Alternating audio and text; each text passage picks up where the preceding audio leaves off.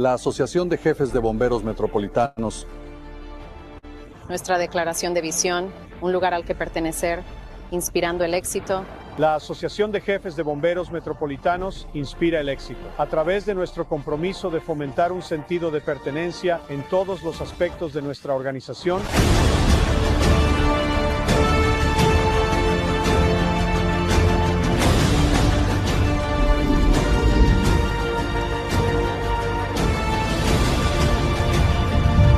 Respeto. Buscamos entendernos unos a otros y tenernos en alta estima. Integridad, ser honestos en nuestras palabras, transparentes en nuestra motivación y responsables entre nosotros. Colaboración, compartir para producir resultados excepcionales. Inclusión, proporcionar OPE, oportunidades y recursos equitativos para nuestros miembros. Y educación, proporciona desarrollo, crecimiento, investigación y aprendizaje a los líderes del servicio de bomberos. Estos valores guiarán nuestros esfuerzos continuos para crear un ambiente donde todos los miembros se sientan valorados, respetados y apoyados. Creemos que todos deberían poder traer su ser completo a la organización y sentir un sentido de pertenencia. Nos esforzaremos por crear un ambiente donde todos los miembros puedan colaborar, aprender y crecer juntos. Nuestra nueva moneda del reto de los jefes de bomberos metropolitanos es símbolo de visión, culminación de nuestros valores. Nos representa. Es donde todos pertenecemos. Es donde nos inspiramos. ¿Es todos tenemos éxito? Este es nuestro metro y nuestro compromiso.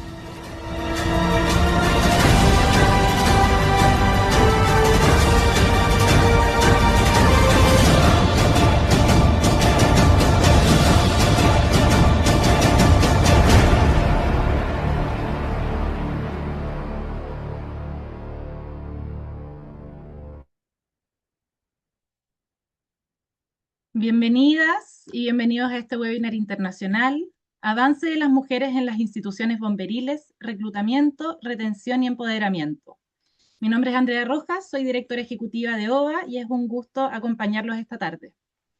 Antes de comenzar, les informamos que este webinar cuenta con traducción simultánea. Para activarla deben dirigirse a los 3 puntos en la barra inferior, seleccionar el icono del mundo y ahí pueden elegir el idioma inglés o español. Esta actividad es organizada por la Organización de Bomberos Americanos, OBA, junto a la Metropolitan Fire Chiefs Association, con la colaboración de la International Association of Fire Chiefs. El objetivo de este espacio es intercambiar conocimientos, buenas prácticas y herramientas que contribuyan al desarrollo de instituciones bomberiles que sean más inclusivas, resilientes y efectivas. En esta oportunidad contamos con la participación de 2 referentes internacionales. Contamos con la participación del jefe de bomberos John S. Butler, quien lidera el Departamento de Bomberos y Rescate del Condado de Fairfax, uno de los más importantes de Estados Unidos, y actualmente preside la Metropolitan Fire Chiefs Association. Cuenta con más de 35 años de trayectoria y una década de experiencia en liderazgo y desarrollo institucional. Muy bienvenido, John. Y también nos acompaña la jefa de bomberos Tricia L. Walford, jefa del Departamento de Bomberos del Condado de Anne Arundel, y actualmente se desempeña como presidenta de la International Association of Fire Chiefs, es vicepresidenta de la Metropolitan Fire Chiefs Association y es miembro del Directorio de FirstNet Authority, consolidándose como una de las referentes en liderazgo y desarrollo del servicio bomberil a nivel internacional. Muy bienvenida también, Tricia. Un gusto poder contar con ustedes hoy en nuestro webinar. Aprovechamos para informarles que al final de la exposición vamos a tener la oportunidad de responder algunas preguntas. De todos modos, ya abrimos el espacio para que puedan ir compartiendo en el chat consultas, comentarios, si así lo desean, y además de qué institución vienen, que ya veo que varios de ustedes lo están haciendo. Y antes de comenzar, entonces, damos el agradecimiento especial al Metropolitan Fire Chiefs Association, quien es miembro adherente de nuestra organización OVA, por su colaboración en esta importante actividad. Por lo que ya damos paso a mostrar un video institucional y a continuación nuestros expositores van a hacer su presentación. Así que damos inicio a nuestro webinar del día de hoy.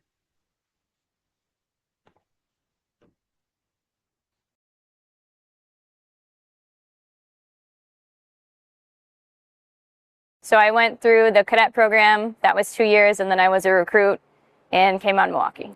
I would say the cadet program brings in a majority of women. You just don't get that many applications in the general population of women. I think it's just not a job that many women are interested in, but I think a lot of the time it stems from an interest in the medical field. Valley Ambulance was the company I worked for, and they worked directly with the Milwaukee Fire Department. It's definitely like something that inspired me that I could do this job too. I actually have a bachelor's degree in biology, and I use that to work as a clinical research coordinator at the medical college, working with traumatic brain injury and cardiac arrest victims. It was a lot of Milwaukee Fire Department rigs bringing in the patients, so I had that interaction with them, and it kind of made me want to see the field outside of like a controlled environment. I always wanted to be a paramedic, and I initially never saw a female firefighter, so I always wanted to be the one that would show up on runs so I could help like inspire little kids like, yeah, you can do this too. So it wasn't until I got on the job that I actually got to see female firefighters and actually see like, oh, there are different women, all shapes and sizes, who can do the job too, and I don't have to just be the only one. It's such an inspiration seeing people who are so dedicated to helping people they don't know, complete strangers, on their worst day. So I've always wanted to be that person for someone else. I think there is definitely a stigma with women coming in the field. Obviously, this was a male-driven department before, but some men do get a little anxious when they have a female firefighter working in their house. I've had people say to me that they would not sleep in the dorm if I was there, which I ended up with my own room, so that was actually pretty nice. But they have this fear that we're going to write them up, or we're not a part of the brotherhood, or that we're going to trap them, which isn't true. We just want to belong. We don't want to cause any issues. And I think it actually has the opposite effect, where women don't feel comfortable reporting sexual harassment, or if someone says something inappropriate, or if someone touches them, because we're afraid of the stigma of, oh, this woman wrote up this man who was innocent, and then we get labeled with that. So I think the majority of women won't report issues in the field. I think it relies heavier on the officers in the firehouse, or if they see something, check in on them, and you have to say that you want to write it up for yourself, not put it on the woman in the firehouse. But I think overall the department has come a long way as far as supporting women. I think another thing that we could consider would be doing like a formal mentorship program. Because I do remember being in the academy, it was only me and 2 other females, and if you're not completely connecting with another female, it's a pretty small group and you can feel pretty isolated. I think it would have been nice to have a woman from the field come out and just give me her perspective, or like tell me tips and tricks, or things to look out for, or things to expect. Being a lieutenant and having a young female like in our firehouses, kind of pulling them aside, giving them a talk, letting them know that they have someone in their corner, that it's possible, and just kind of giving them a little bit of hope or an outside resource has definitely helped with retention of women. I think just having that like kind of sisterhood, or just like a group of other women to just talk about their experiences with, and know that, okay, what I'm going through is normal. Other people have felt the same way. Other people have had to like find where they fit in. I think a big thing about retention is being honest when you're recruiting people. Usually in general recruiting, they talk about the highlights, the pay, the schedule, but I think you have to tell them that they are joining a job where you're going to be supporting the community in some of the hardest days. You're going to see the traumas, you're going to see dead bodies, you're going to be in stressful situations, in fires and at car accidents. And I think you have to be brutally honest if it's something they really want to do, because it is going to be hard. The challenge of the job. Every day is different. You never know what you're going to go into. So it's always a learning environment, and we always have to be on our toes, and I love that. A lot of things drive you to complete the job, just for self-confidence, to be able to show yourself that you can do things that are hard, that you can do things that women normally weren't doing years ago, and it's an honor to be able to serve your city around you. But at the end of the day, it's almost the same as a man. Like if you show up and you're not capable and you're not strong and you're not dependable, people are not going to respect you. It's really the same as women. If you show up and you know what you're doing, and you train with your companies, and you show that you care and you're dedicated, and you put work into your physical fitness, like people will respect you because they see that. We had amazing instructors who were able to like switch the workout plans to focus on more like women's strength areas, so we could still perform just like the men. We just had a different technique. I see my classmates get a lot of things a lot quicker than I did, or do things to a T how the instructors taught them, but that didn't work for me. And it wasn't that I wasn't capable, it was just things work differently for me. As long as you can do it, you understand why you're doing it, and you're doing it safely, the department will support you in what works for you, as long as it fits within the scope of practice and the boundaries that are set. I think something that will really help with the retention of specifically women, have women start as instructors earlier in the process. Somebody who's our size, understands their bodies to learn and keep improving through academy, like kind of our toughest days. I had an instructor, Lieutenant Argus, on the job, and she was a very big part of driving me to be a great female firefighter and pushing me to be the best that I can. Being an instructor, I relied heavily on specifically other women who have walked me through how to do literally everything on the job. Like even carrying the saws can be a little bit different for each person.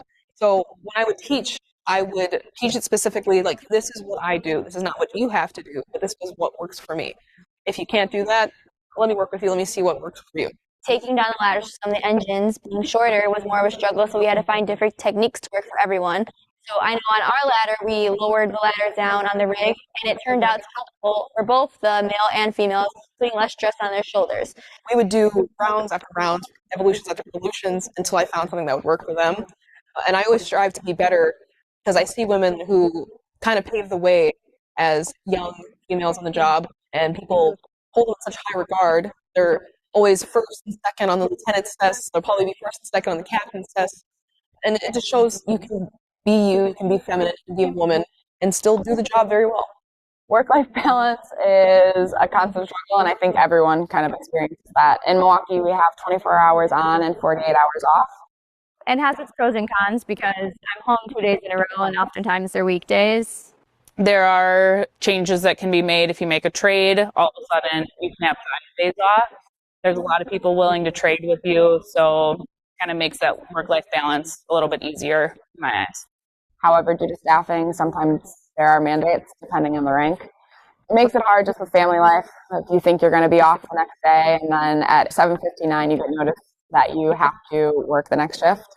There are moments, especially when you're in the field, where you constantly feel like you're getting ready for work, or you're still recovering from work, trying to take into consideration all of the things that this job demands of us, both physically and mentally, and then also having to go home and having 2 little children that also demand from us physically and mentally.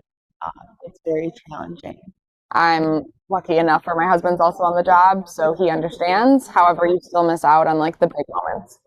I don't think I was there when my daughter first walked, and my son's not walking now, but I hope I don't miss that also. Not only do you have to find a good child care, you have to make sure that they're going to actually care for your children. And I still to this day do believe that this is the best job in the world, and I did get the golden ticket. But I love being a mom as well, and I don't want to sacrifice being a mom. So there's being a mom, being a lieutenant, and then there's also like finding time for yourself and to take care of yourself and make sure that you're not trying to pour from an empty cup. It's all about having people around you that can help. Being able to take time for myself when I feel like I'm starting to reach that like burnt out phase and I need a little bit of a break. It does get tough when there's busy nights, but it's also good because you have the time off during the week that a lot of other people don't have. I'll be able to take 2-3 weeks in the summer to go spend time with them and go vacation somewhere where not anyone else really could in any other job. One of the things that the department could consider is the 4th platoon, which we have 24 on, 48 off. This one would be 24 on, 72 off. It would give an opportunity for people to have more recovery time and potentially never work a 48 again, depending on where you're assigned. And like the house, the run volumes are intense. So being able to have like an extra day of rest and then 2 family days would be amazing. I want to be a good role model for both of my little boys, and I want them to see that women are more than capable of succeeding in a male-dominated field. I think that women on this job have a pretty specific skill set that not every man is able to provide, in the sense that we do have that nurturing, compassionate side that not everybody has. I think we do kind of groups sometimes, like certain houses will have groups of women at it more so than other houses, and I'm not sure why exactly that is. Maybe it is to try to provide some of that mentorship that I mentioned. But I think it would almost be better to spread women out, because then if you get those calls like sexual assault calls or even miscarriage calls or OBGYN emergencies, things that women are just kind of more equipped to handle, that way you know you probably have one on the rig that's going to be able to level with that person. I have specifically had calls where people are like, get these men out of here, I will only talk to you. And I think that in itself is super valuable, to have that ability to level with someone who is terrified and scared of everybody else in the room and they trust you fully.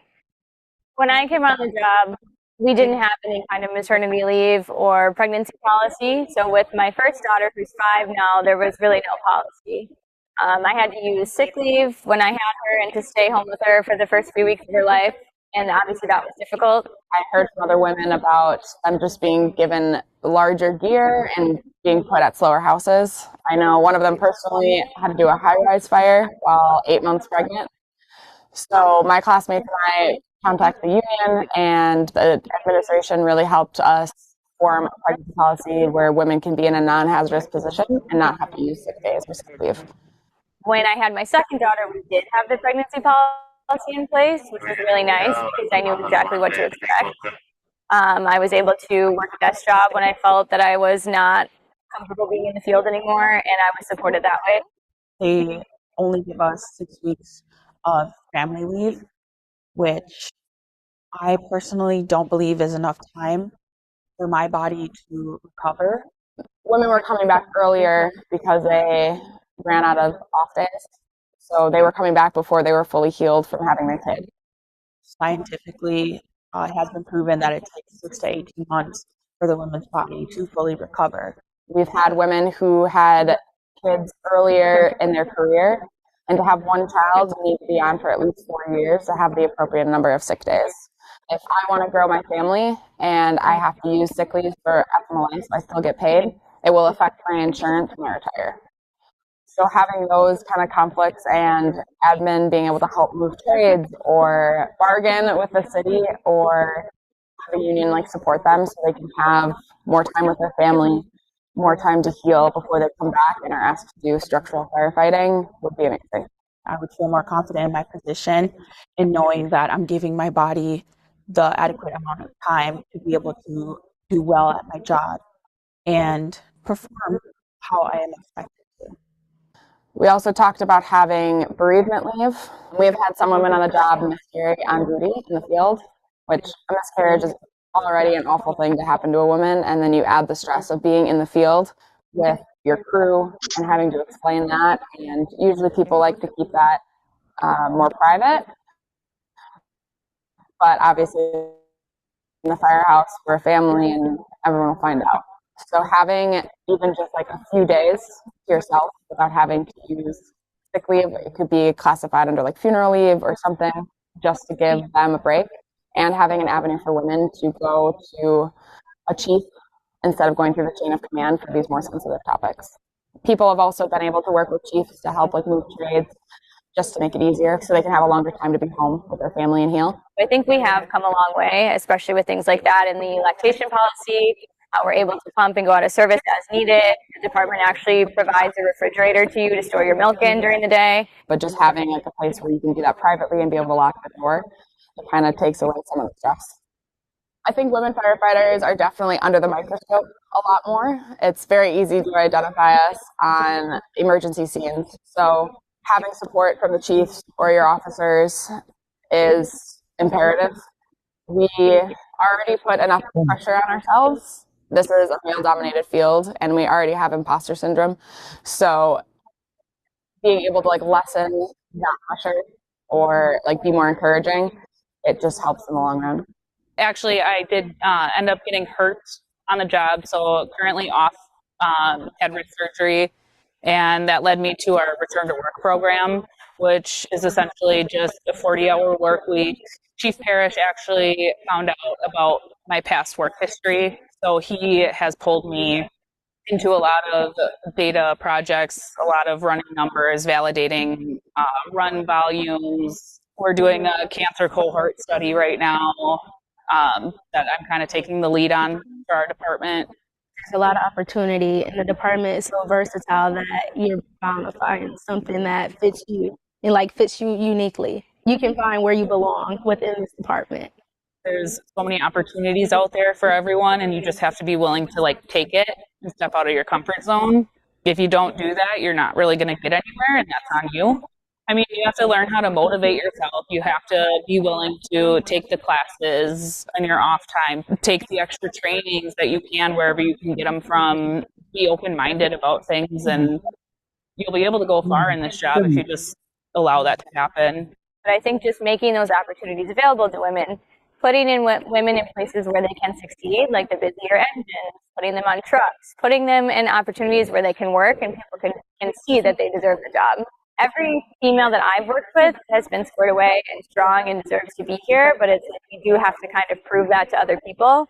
Being a woman in a leadership position has really taught me a lot. You don't just step into the front seat and automatically people respect you and want to listen to you. You do have to come in and prove yourself, but honestly, I assume it would be the same for a man. But you come in and you have to show that you're competent and you know your skills and you know your job. And the more you work with people, the more they see you perform and start to understand that you are a squared away individual. It's pretty easy to earn respect of other people around you. It's just having the opportunity to show that you're competent and knowledgeable and a good boss. In the field now, I have like 10 years on, and the motivation definitely changed more for making the women on our department's life a little bit better and just leaving it better than I found it. But we're getting more women. I think we're reaching a number of like almost 70, which is amazing. I think when I started, there was about 20. So the women ahead of me had so many different hardships, and they worked so hard to make my life a little easier. So I just want to keep that going for the future generation. They came on at a different time where even just cutting their hair was expected, and we were the first class not to, and that was in 2013. There have definitely been improvements, and they're shocked by how we've like changed in the 10 years. Being stationed here at Engine 13, I have 2 promoted women in the front seat, one being my HO and one being my boss, and it is very inspiring and something I might look forward to in the future. I know that I worked hard to get here, and it's an honor and a privilege to serve here, and I couldn't have asked for a better place to be assigned, for sure. I think getting to pass on what I've learned and start mentoring some of the younger women on the job that are coming after me will make for a very rewarding career.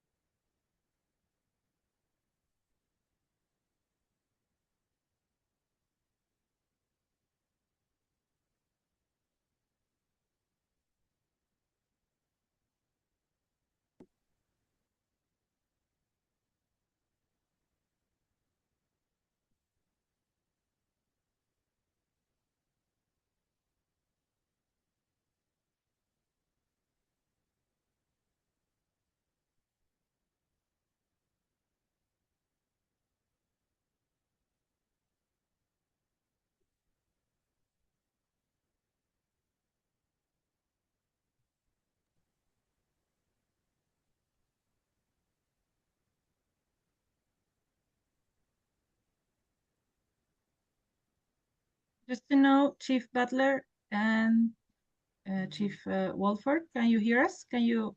Yes. You are already able to start. Okay. I will share my screen.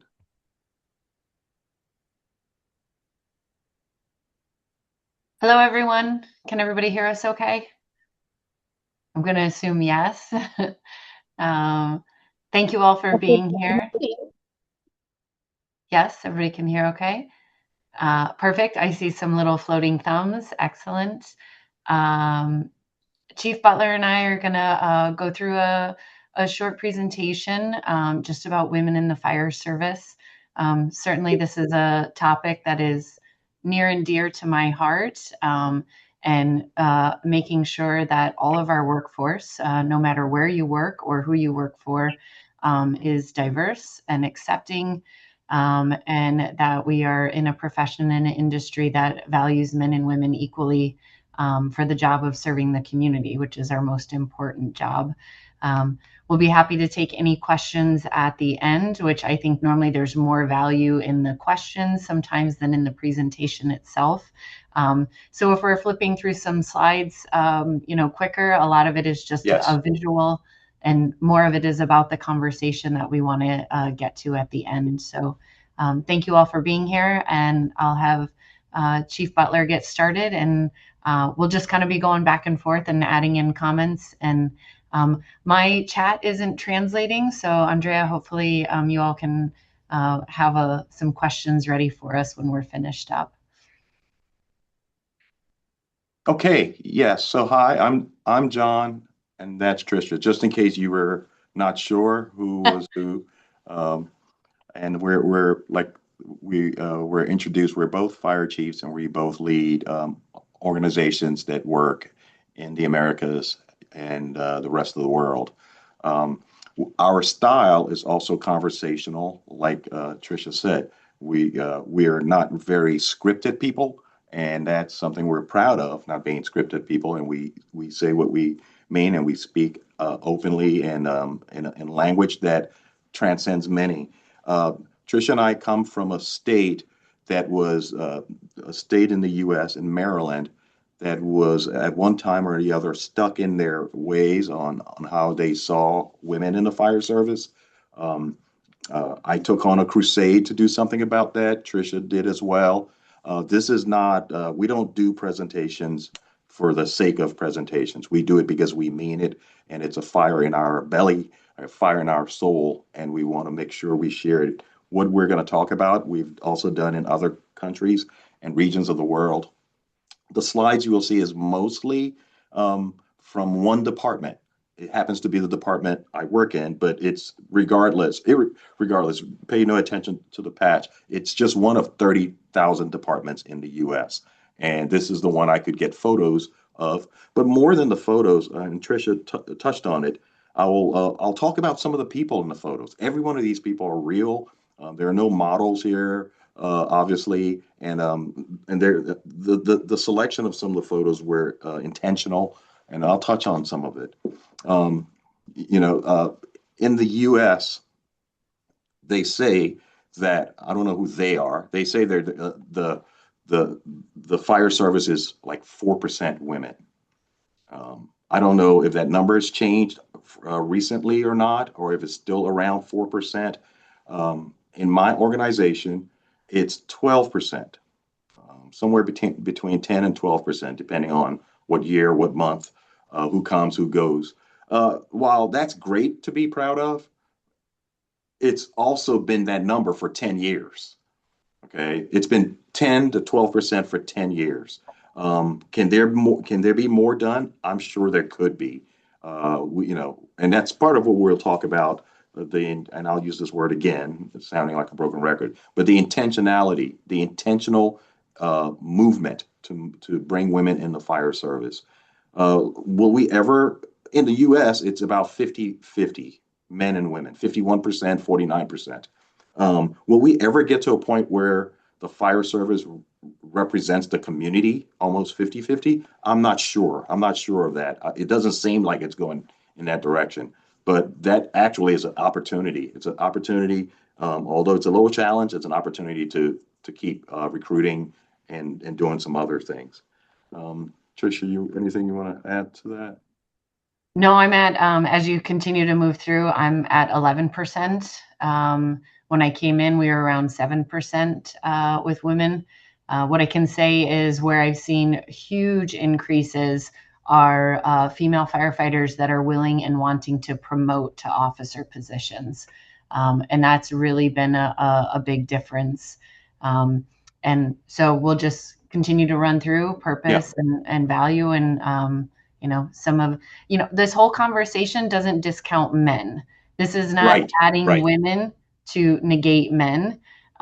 This is adding women to add women to men that already exist. So please never interpret the conversation that we don't value our male partners. Good point. And that some of my greatest mentors are men. I've worked on all male crews majority of my career.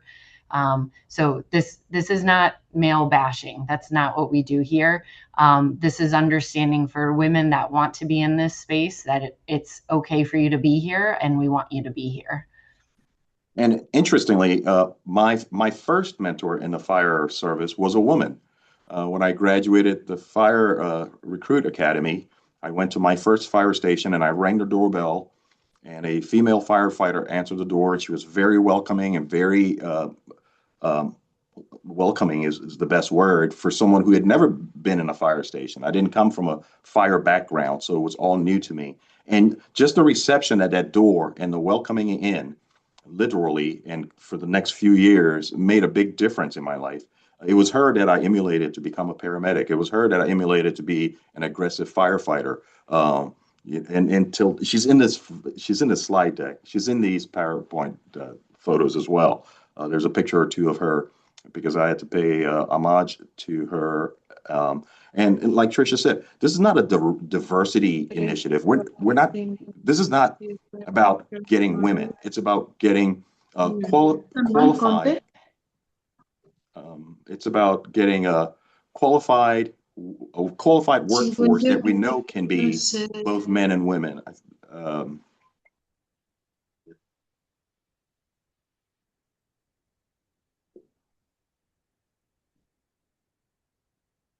There's a familiar face that you all might see on the far right there. That's Chief Wilford, that's Tricia. And in the middle is Chief Joanne Rund, she just recently retired, a Metro chief as well, a very successful chief. And we all kind of came around in the same time frame and in the same area of the country. And we were champions of making sure that the workforce, women were represented in the fire and rescue service. I'll run through a few of the wordy slides. So when we're done with this, we'll be able to talk about some of these things, such as how to strengthen the culture, and how to work on recruitment and retention barriers. Sometimes the recruitment retention barriers are so easily fixed. They're small things. If we say that the only work schedule has to be a 24-hour work schedule, that could be a retention barrier. If we say the only way you can work here is if you commit to working 24 hours. Certainly, men and women, some might have some family challenges that they can't be away from the family for 24 hours because they're taking care of aging parents or minor children. So diversity in work schedules is something that our recruiters continue to pitch to those who are possibly interested in this work. The work is dangerous, and there are a lot of opportunities as well. There are people who want to get close to some of these dangers. There are others who wouldn't want to, but making sure that those opportunities are there. In some areas, special operations or the very sensational, high-profile parts of the job seem to get the type A, alphas in those jobs, but making sure that the opportunities such as special operations or technical rescue or, hazardous material, some other so-called, cool things, it could be any part of the department. We can't relegate women to, administrative work, or in some organizations, they're kind of shoehorned or pushed into EMS. And that's the only thing they do. They're kept away from like I keep using the word cool stuff, but making sure that opportunities are there for those who might want it. It's not mandated, but those who are interested can be part of the cool kids. I would also add that for John and I, all of our firefighters are cross-trained. Yes. There is no such thing as a single role.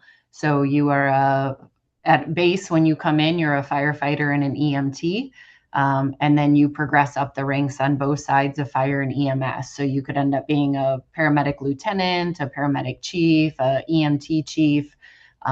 So when John talks about the availability of roles for everyone, there is no one side of the house, EMS versus fire. You're required to do both when you get hired, and you maintain both and do both on a daily basis. Yeah. From this slide, the only thing I want to touch on is we already talked about underrepresentation and workforce challenges. We already talked about traditional recruiting is insufficient. You have to occasionally refresh your recruiters and refresh their practices, constantly, every few years or every couple of years, sit down and do a reset. What is the community responding to? Where do you find these people? And that goes to that bottom right box, is, building those new pathways. Many departments, mine and Trisha's as well, I think, do a girls' camp or something that is similar to a girls' camp, or some community academy to expose those who typically wouldn't have thought about this work, exposing them to it. I saw a quote that said something along the lines, the fire ground isn't a fire problem. The fire ground is a thinking problem disguised as a fire problem. Something like that. And I totally probably blew up that quote. But the bottom line is, this is a thinking person's job.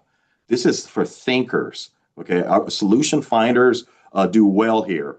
People who can see the problem, predict, outcomes, and come up with solutions. This is not dumb work. Being a fire responder or EMS or public safety in general. It's a thinking person's job. So we talk about our obligations as leaders, and that's a commitment. Policy alignment is something that's very important. Look at those policies. If they are aged, if they're old, they need to be revised. If they don't exist, they need to be looked at. John, do you mind? Yes. This is probably actually a good slide, because if there's just a couple of things, it's like beginning, middle, and end when you're talking about females in the workforce. What entices somebody to do this kind of work, whether you're male or female? What makes you want to do this type of work?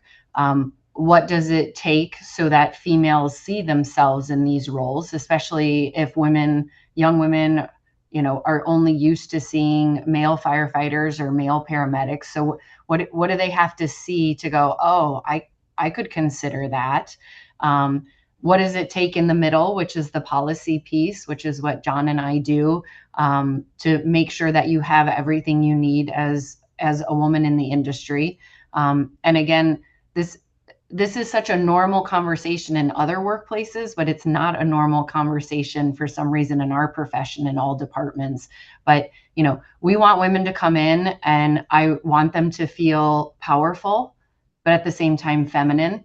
I want them to have the relationships they want in their life. I want them to be spouses or significant others. I want them to be mothers and aunts and grandmothers. And at the same time, I will need you to be commanding and in control of your emotions and confident and powerful.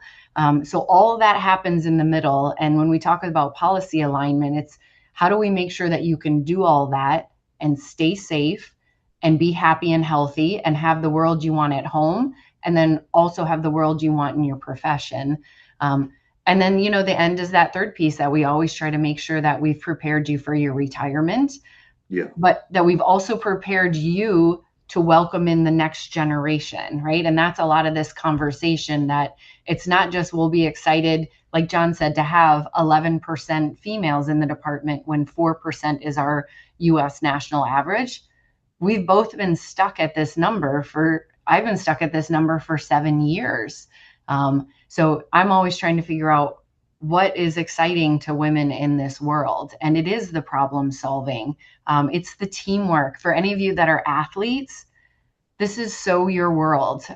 Competition, athletics, the pride in what you do. This is the closest relatable thing. If you can't be a professional athlete, which unfortunately most of us cannot, this is the closest relatable thing to getting that same adrenaline rush while actually doing so much more for your community. So it seems like a little slide, and I know there's, you know, some other, John has like a Fairfax model in here, and there's some other great photos of some women in his leadership team. But that's really what we're talking about is, you know, what interests you. A lot of folks, a lot of women that I recruited were really excited that our departments offered women's size clothing, that we weren't going to say, here's men's clothing, go get it altered and make it fit you, or tuck that polo shirt literally into your underwear because it's 10 sizes too big for you, which is an unacceptable answer for John and I. So making sure that we're seeing and hearing what are women's needs, and that we're addressing that up front, so that when you get in there and we want you to be successful mothers and have a command presence on a fire ground, you feel confident that we have your back in the small things, meaning we'll have your back in the big things. Yeah. It's funny, you bring up t-shirts. Just yesterday, I was having a conversation with our t-shirt people. It's funny that I observed some male firefighters who the t-shirt is too short over their belly and they can't tuck it in. But yet I find women who the t-shirt is too long because it's too long and it's improperly fit. So if you can find long shirts that women shouldn't be in, you should be able to find long shirts that men with the belly can tuck in and look appropriate. Fitness will be a whole other conversation when yes. we get to it. Yeah. I mentioned a lady who I spoke about who met me at that door and was a friend for a long time and now retired. She's the one second from the left there. She was a firefighter when I came in, and she and I became good friends and was a good role model for some time. I talked about one fire department. This is just a fire department model that I happen to lead, and I'm proud of some of the things they've done with intentional recruiting. One thing when we talked about professional sports, we had the opportunity to get in a relationship with the NFL Players Association. NFL is obviously, as many know that who are on this webinar, is the National Football League, the American football, not the real football. But we realized that only about 10% of the NFL Players Association become these famous multimillionaires. That there was a big number of NFL players who were cut or who were disqualified or ineligible to play, who left the league after 1 year or 2 years or such as that. And the NFL Players Association, all you have to do is be an NFL player for a year and you're a member. So we were able to get a hold of that population of players who didn't become millionaires, but they were great athletes, great bodies, great minds, used to training and discipline. And we built this relationship. And I put a woman in charge of that. You know, a woman was in charge of the NFL recruitment, and it seems to be going well. And every year or so, we get 1 or 2 players from that pipeline. But I talked about those new or different pipelines. I'll just rip through some just pictures, you know, present and putting our successful up and comers out is a big deal. Is that the White House? That is the White House. That's right outside the main door. I had the opportunity to go to the White House, and they said, you can only come by yourself. And I kind of walked on the wild side and said, you know, I'll bring somebody. What are they going to do? They're going to stop, you know, they're going to stop us at the door.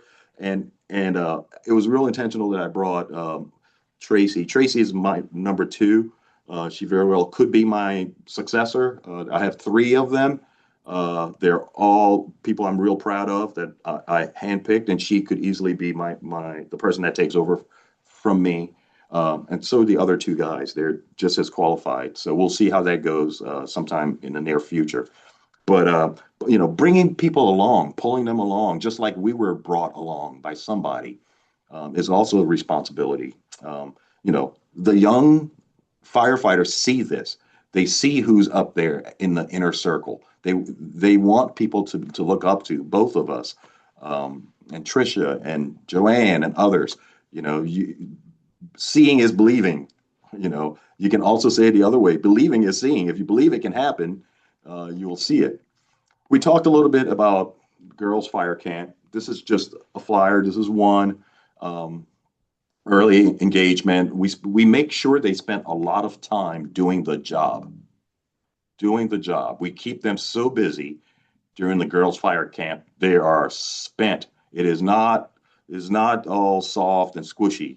We work them till they fall asleep when their parents pick them up, with that intent, you know. Yeah, that's all I'll say about that. They have a lot of fun with it. This picture, we did a little posing for the Today Show. This is Sunday morning. They have a mug thing for the Today Show, and we were able to get them on TV, and their families were so excited that they were on Sunday morning TV. That too wasn't just a fluke. It was very intentional to make sure we were able to pull that off and get them on TV, and the world can see what's going on there. What's going on? Somebody. Are you drawing? Not me. I don't know who Carol Hidalgo is. Somebody's on that.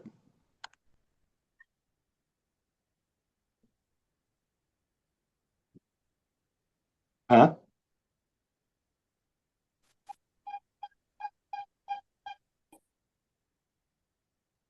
A what? We'll pause. They have a pirate in the meeting. Oh, a pirate. Yeah, we will have a look, but the drawing is gone. Okay. This picture is in here. One thing we do during the Girls Academy, we put them in gear that doesn't fit. Intentionally, we put them in gear that doesn't fit, and we tell them why it doesn't fit, and they will never unknow that. And moving forward, they will demand what gear looks like that fits. Okay. They know what it is, and the people helping them are seasoned firefighters, and these senior members are talking to these youngsters and sharing with them why this shouldn't be acceptable, you know, and going through some of those things. They will never be able to take that out of their mind, and they will demand it as they go through the process of becoming firefighters. Again, the girls' fire camp, these are the outcomes. You know, that says it for itself, what they are. It breaks down barriers. It shows them that they can belong to something. They have a sisterhood that goes for a long time, and they have built-in mentors. All those instructors at the girls' fire camp become longtime friends and mentors. Like literally, we're building mentors from the ground up. Oftentimes, we talk about mentorship, and it just becomes a buzzword. But when 8 women firefighters just ran a girls' fire camp of 18 women, everyone has each other's numbers. Okay, forever, you know, if you will. Nothing much to say here. That's really different. Retention is culture is not buzzwords. You know, wellness and peer support. I'll talk a little bit in probably the next slide about a little case study on wellness. This lady right here, there are 2 people in this slideshow who pinned their daughters at graduation. And that is a major accomplishment, in my mind, a key performance indicator for someone to tell their child, the best place for you to work is the department I'm in. Okay, that's a passing grade that no one can take away. For a woman to tell another young woman, a vulnerable woman, her child, to come here because this is the place you want to work, says a lot. This is one of those women, and her daughter now works with us. We've talked about mentorship, career, leadership, encouragement. Tracy ends up in so many of my slides because she's really the only one in the super inner circle. There are only 4 of us there's 1 fire chief and 3 number 2s, so there are 4 of us, and we spend a lot of time together. And she seems to be the one I'm always grabbing, and so you see her in more photos. I was looking at the slides and I'm like, oh man, poor Tracy. She can't seem to get out of my way, out of the photos. But that's fine. I'm not embarrassed about that. This is the case study I wanted to touch on. Last year, well, what happens is in my department, we have yoga. Yoga is a program, and And the yoga instructor, Jane, would have this program 3 or 4 times. I think I'm looking out there in the fitness area of headquarters. I think they do it on Wednesdays, Monday, Wednesdays, and Fridays. Anyways, long and short, Jane would run her yoga classes. And after yoga, she would have 6 or 8 people hang out for maybe an hour after yoga, talking with her, hanging out. And most of the time there were women. Occasionally there were men, but there were these after session yoga sessions. And they were talking about things that they only, private and confidential between women. And I thought about this idea. We, long and short, to move this story along, we hired Jane to be the women's health director.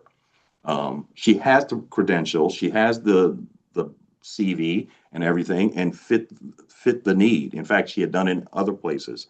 That is going over really well. She's much more than a yoga instructor, as I learned, and that was the attraction. People were coming to her. Some of the programs that we have, Jane is her name, working on: physical wellness, emotional wellness, perimenopausal and menopausal support. Okay, it's not just about reproduction, although I guess you could say perimenopausal is reproductive health as well. Maternal well-being, of course, and some specialized stuff like weight management, financial wellness, independence. There are a lot of women who are in relationships or suppressed or oppressed based on financial wellness, and trying to, help people get to where they get cancer. I would add with some of the women's health things that you're talking about, even though they're titled women's health, like perimenopause, there are certainly tracking men's chemical and emotional changes that match some of the cycles of that. So I love that it's women's health, and that's where a lot of the research is specifically needed for women and women in firefighting.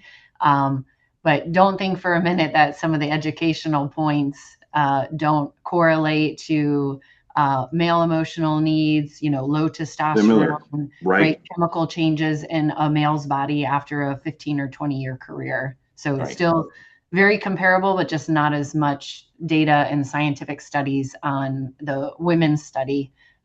Some pre, not as much post, and certainly a good bit of studies now being done on females with lactation and things along those lines. Understanding as a mother coming back to suppression, is your milk contaminated if you go to a structure fire? How soon can you breastfeed your baby after having run a fire call with all your protective gear? But there is a lot of information about the change and imbalance of hormones in men and women who have been on the job. And a lot of that linked to sleep and the lack of sleep, which is incredibly important for our health. Yeah. We're going to try something, I think, starting next month. We're going to try and offer mammograms in our occupational health clinic, along with all the other great resources that we're bringing to the OC Health. I said try because we don't know yet. I don't know yet the trust factor and, how that will go. This will be new. It's probably generally new in the fire service that, it's not an outsourced contracted care provider. We have a full, almost small hospital, downstairs. And for the first time, we're going to purchase and use mammograms as part of their annual physical. It is an experiment. If y'all haven't figured out, Jen's department has more money than mine.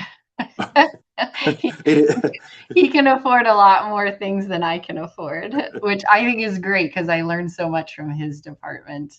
John, do you think for us, we're coming up on 4:00. Do you think we could finish slides in the next couple of minutes and then we can open? I think it was real close. And actually it is at the end almost here. Yep. We already talked about this. Tricia talked about kind of this lifespan, if you will, from beginning to end. Generally the same way how Tricia talked about policy to outcomes. This is similar. And just the last number 5 there is, manage expectations. Like Tricia said, some departments have a lot more resources than others, but you can still do things in the space that you're in. And that kind of concludes it right there.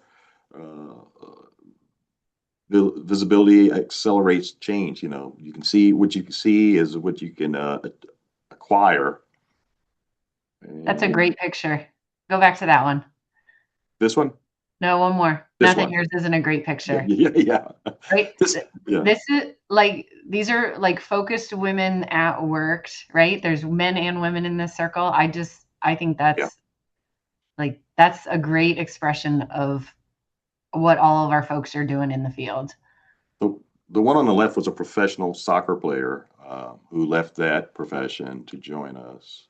Nice. She's doing really well. They look all business. Yeah, they do. And this is the second lady whose child is in the department, who she was able to recruit. That she's foreign. Nice. Yes. Yeah. So, well, that is it. Ran a little over. We can pull our slides down and make ourselves available for questions or, kind of whatever the group is curious of focusing on, or things, it's hard to know what to touch on. Right. Muchas gracias, John y Trisha. De verdad ha sido un gusto poder escucharlos, una presentación muy inspiradora y además esperanzadora de poder ver a liderazgos como los de ustedes. Por mi parte, me gustaría comentar que el micrófono está disponible con posibilidad de que se traduzcan las preguntas de español a inglés, para que también ahí no tengan problemas con el idioma. También pueden dejar consultas en el chat, pero de todas formas, acá ya una consulta propia que me gustaría hacerlos es, muchos de estos cambios que ustedes mencionan van dentro de un entorno, de un cambio dentro de la cultura organizacional. ¿Cómo logran ustedes motivar a sus compañeros a que se sumen a estas iniciativas de tener a más mujeres en cargos de liderazgo? ¿Cuáles serían tal vez algunas recomendaciones adicionales que nos puedan dejar para motivar al resto de los equipos para llegar a estos cambios? I think that's a great question. What I have said to my workforce, at the end of the day, and this isn't to speak poorly of any firefighter, because I consider myself a firefighter, everybody at their core wants to know what's in it for me, right? What makes it better for me, or why, right? Tell me why I should consider doing that. And when you talk about bringing on more women, which means predominantly you'll have the conversation with established existing women in the department who have been there for a very long time, and that can be a very difficult group, or it's a conversation you're having with predominantly your male colleagues. And the conversation I normally say is, there is something about a crew going on a call and being able to represent everyone you're going to speak to on a call. So, and it doesn't have to be like this, but a woman speaking to a mother who's been in a car accident, the male firefighter speaking to the son who's in the car, having a woman who equally understands the empathetic side of running a maternity call, or sometimes it's physical. Sometimes the woman is the smallest person on the crew, and you need somebody to go up a tiny little hole into an attic to check for smoke. And it happens to be the woman who has the most narrow shoulders and the smallest frame.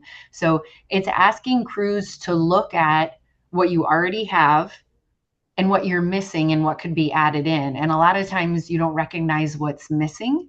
And sometimes just the opportunity of giving somebody a chance. Women in the fire service know they're going to have to work twice as hard, right? I know that. We know that. We know we're judged all the time. But we also know that we can do it. And I'm not there to prove to somebody else I can do it. I'm there to prove to myself that I can do it. So the conversation should start with, tell me why you won't give me a chance to start. Not tell me what you need, or right. Tell me why you don't think I can do it, right? Let me try. Give me a shot. And John and I spent some time in the Middle East, and that was a lot of the conversation there is, the decision is for me to make, not for others to make. So provide me the opportunity. Let me try it. I'll decide if I like it. and then we can decide if it meets the system together, because that's all we're asking. Not anybody to be way up here or way down here, right? That everybody performs the same. So I think there has to be a piece of number one, the what's in it for me, right? Filling a gap of something different. And then two, understanding why not, you know? Yeah. Perfecto, muchas gracias Trisha por tu respuesta. Me gustaría aprovechar de comentarles también para que Chief Butler y Chief Walford sepan que hoy estamos con más de 220 personas conectadas, que hemos estado con representación de 13 países, bomberas y bomberos de Ecuador, Argentina, Chile, Venezuela, Brasil, Guatemala, Colombia, México, Estados Wow. Unidos, República Dominicana, Perú y Panamá. Así que, de verdad, muchas gracias a todas, a todos los que están participando hoy acá. Una representación muy bonita y de verdad es un gusto poder verlas y verlos acá. Me gustaría dejar algunos comentarios que han dejado en el chat para que puedan también tener algunas informaciones que van dejando. Nos comentan que en el caso de Chile, por mi parte también soy bombera en Chile, pero efectivamente en Chile somos bomberos voluntarios y acá en nuestro país es muy difícil en esa forma a veces llegar a los beneficios que pueden tener en países donde tienen también una carrera profesional. Pero de todas formas, todas las ideas que van llegando las vamos escuchando, reteniendo y ver qué es lo que puede ser aplicable para nosotros en nuestras realidades y países. También hay una consulta que preguntan si es que hay algún número mínimo, máximo que sea bueno o positivo para tener de mujeres. Ahí les dejo la consulta si es que hay algún estudio o tienen alguna información de qué número podría llegar a ser tal vez bueno. Dejo la consulta de tener a mujeres en el servicio. 100%. I agree. Yeah. I think it would be great if it was, 50-50. I share my jurisdictions with the United States Naval Academy. And at one point they were 40% women in their facility with naval cadets. And I just thought it's so normal to be 50-50, but it's so hard and abnormal. And just there's no reason it couldn't be, except for those who want to do this type of work. It's tough work. Everybody knows, 200 plus people on here, they know how difficult this work is, emotionally and physically. Yeah. Mira, tenemos a Cadocasi Doménica Castillo que quiere hacer una pregunta. No sé si la quiere hacer en vivo o dejarla en el chat.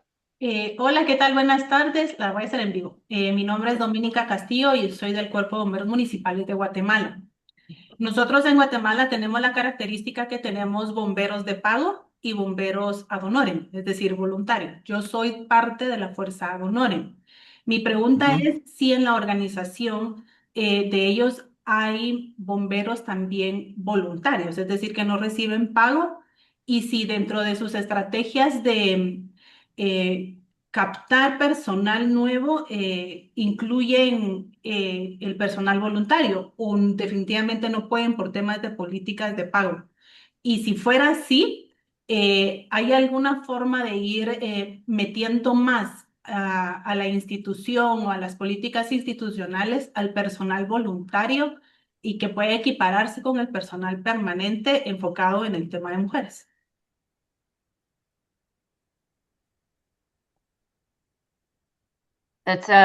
Yes, it's a good question. So I have, just for context, I have 31 fire stations, and it's about over 1,000 career firefighters.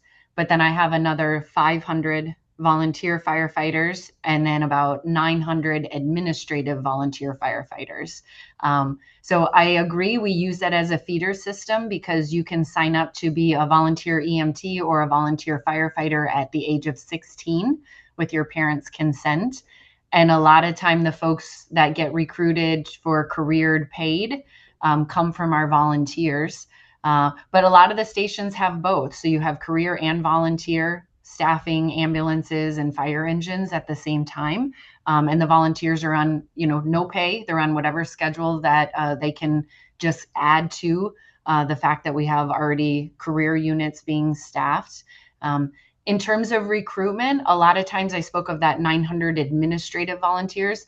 A lot of times people are real hesitant to get into the operational side of it. So they want to join the firehouse for community. I would love to help with this event. I'll do a fire safety, public education, those types of things. And normally what we say to them is, well, if you're going to be in the firehouse, a lot of people come to the firehouse for an emergency. Maybe let's just get you trained in being a EMT. And you get your basic EMT. And then they kind of start to like some of those skills and realize they can do more.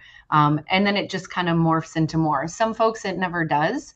But we use that population to do a lot of recruitment events. And I would say some of my volunteers are career folks that work in John's department, where we work very close. So a lot of the folks that are a volunteer in one community are a career in another, and they go back and forth. But the recruitment piece, whether you're a career or volunteer, still takes a lot of time because we know how hard it is to volunteer and go to work and take care of a family and go to your kids, soccer game and make the play recital or the violin recital. Like there's so many things to do. But we both have volunteer and career in our departments. Yes.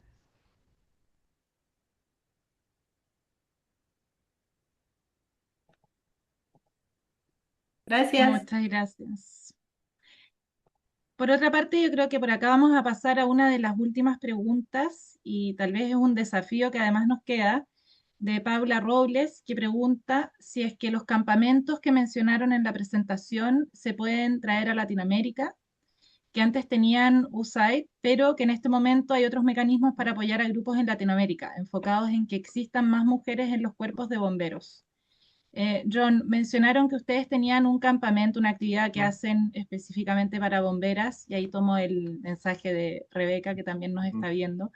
¿Hay alguna posibilidad o hay programas que realicen junto a instituciones en Latinoamérica? O tal vez nos queda un desafío para OA con Metropolitan Fire Chiefs Association. Well, that's a great question. I think with Tricia and me putting our heads together and working with Otto, we could facilitate or kind of explore how to stand up a girls' fire camp in certain areas. The metro departments, we have a relationship with OBA and others. It's not really, I shouldn't say it's not hard to do, but it might take some collaboration from others, to have one. One place may not have all the resources, but if we get 2 or 3 communities or localities together and put their resources together, we have resources in the metro. We can align you with certain people, including my department, including Tricia's department, and many others who could help stand up a girls' fire camp or help get it off the ground. It's a good question. It's something very achievable for all those that are on this call, to expose young women to this profession. So we can talk about that with Otto and see who's interested and what direction they want to go.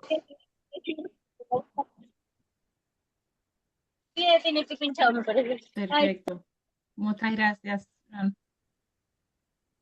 Y ya para cerrar, quisiera preguntarle a Tricia y John si quieren dejar algún mensaje, alguna palabra final para las y los asistentes que nos acompañan hoy. I'll let Tricia have the last word. I'll say everyone's situation is different. Everyone's resources are different. Look around, build your own networks, build your own pathways. You know what is achievable in your communities, how much people, how much money, how much interest, how much politics. Use what you have. But, advancing women in the fire service is not a financial initiative. It's a cultural initiative. So if you're serious about it, you can do something about it in your area. It's true. That's very true. To the men that are on the call, thank you. Thank you for being here to support the women that you see in this space, your daughters, your sisters, your nieces, women that you believe in that know are good for our field and good for our profession.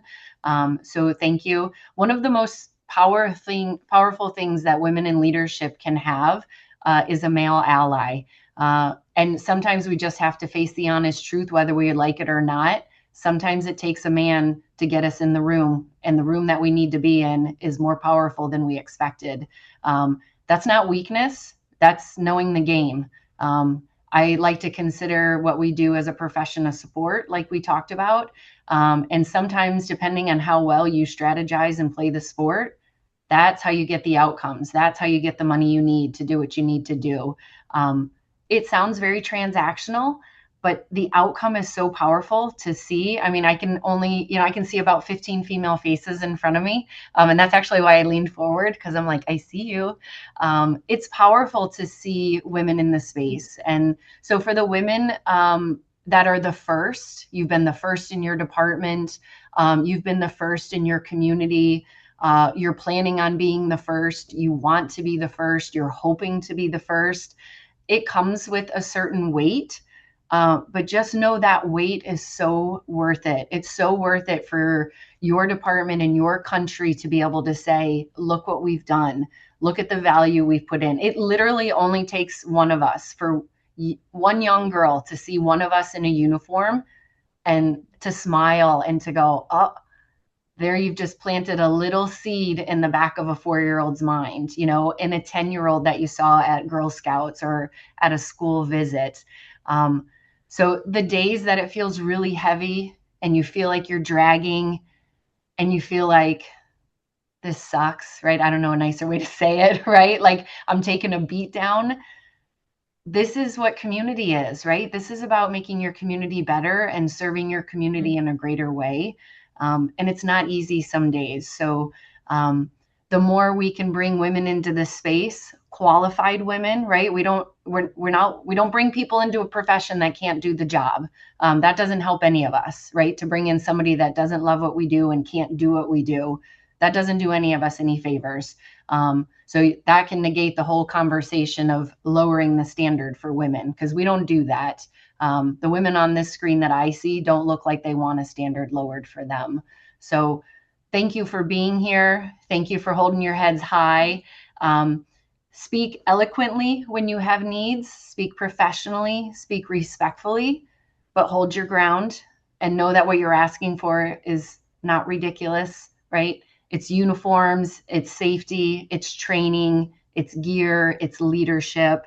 And just know that it's going to take work, but I'm certainly proud of the space that I've been in. I'm certainly proud of having allies like Chief Butler, who have kind of been with me side by side. And sometimes I got to say to them, John, they're not going to listen to me, but they're going to listen to you. So let's go in there together and get this done. And getting it done is really the name of the game.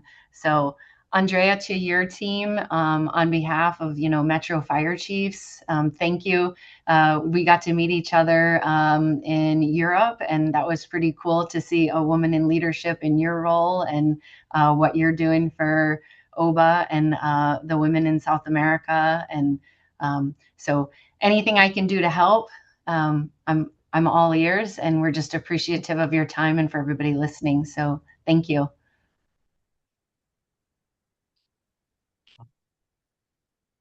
Bueno, muchas gracias por esas tremendas palabras de cierre. También como OVA, como equipo, estamos muy contentos de que se haya podido generar este espacio de conversación. Aprovecho también de comentarles que tenemos nuestro programa de liderazgo para bomberas, que esto hoy cierra las inscripciones, que tuvimos una muy buena convocatoria. Sabemos que hay ex participantes presentes acá y también bomberas que postularon para esta nueva edición. Así que estamos ahí también muy contentas de poder generar ese espacio de entrenamiento de liderazgo para ustedes. Así que Trisha, Ron, muchas gracias nuevamente, agradecidos de Metropolitan Fire Chiefs Association por haber participado hoy, por ser nuestro miembro adherente y poder aprender de ustedes y junto a ustedes, y esperamos ya tener pronto nuevas instancias de trabajo y de aprendizaje. Que tengan una linda tarde. Thank you. You too. Thank you. Thank you all.